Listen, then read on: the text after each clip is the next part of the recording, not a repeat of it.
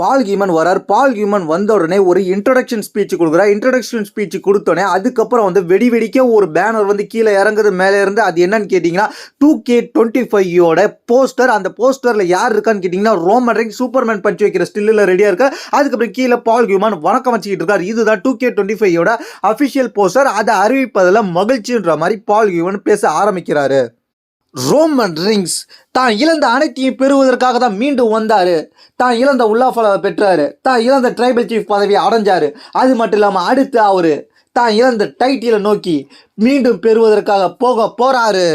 எந்த கிரகத்தில் வேணாலும் ரோமன் ரிங்ஸை போல யாருமே இருக்க முடியாது.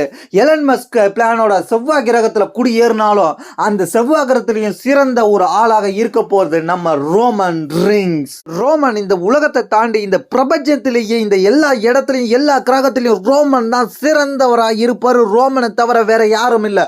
ரோமன் இங்கே யார் கூட சண்டை போறான்றது முக்கியம் இல்லை.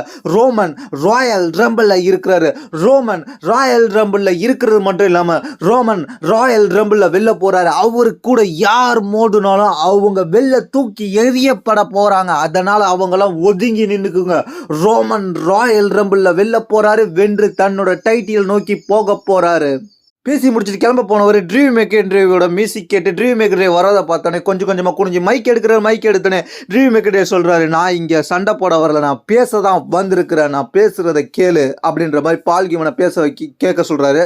ரோமன் ரிங்ஸ் பெற்ற வெற்றி எல்லாத்துக்குமே வந்து உனக்கு நன்றி சொல்ல வேண்டும் பால் ஹீமன். அவர் வந்து ஒன்று அக்னாலஜ்மெண்ட் பண்ண வேண்டும். நீ இல்லைன்னா அவர் கிடையாது அப்படின்றத அவர் புரிஞ்சுக்கணும். அது மட்டும் இல்லாமல் இந்த பிளட் லைனுக்கே ஒரு அப்பா இருக்கான்னு கேட்டிங்கன்னா அது யாரும் இல்லை, நான் தான். ஏன்னா 2020 ராயல் ரம்பிளில் ரோமன் ரிங்ஸை தோக்கடிச்சு அதுக்கப்புறம் ரெசல்மேனியாவில் போய் பீஸ்ட் பிராக் லெஸ்னரை தோக்கடிச்சு நான் தான் ஜெயிச்சேன் சாம்பியன். அதுக்கப்புறம் பார்த்தா பிராக் லெஸ்னர் போயிட்டா உனக்கு ஆளே கிடைக்காம நீ தவிச்சிக்கிட்டு இருந்த. அந்த சமயத்தில் தான் நீ ரோமன் ரிங்ஸோட போய் சேர்ந்து டீமை உருவாக்கின. இந்த உருவாக்குறதுக்கு முக்கிய காரணம் யாரு? நான் தான்.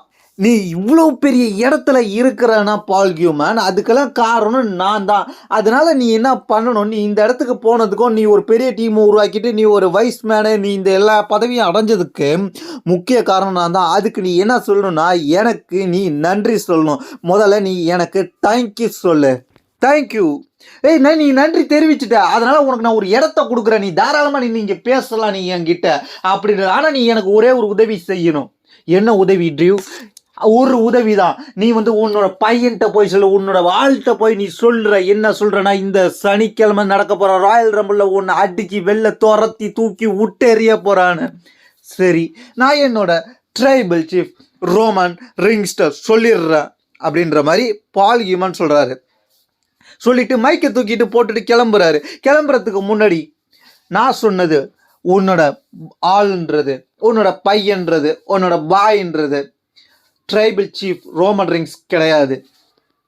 நான் சொன்னது CM பங்க். நீ போய் சொல்லிடு, அவனை அடிச்சு நான் தம்சம் பண்ணி தூக்கி விட்டெறிய போறேன்.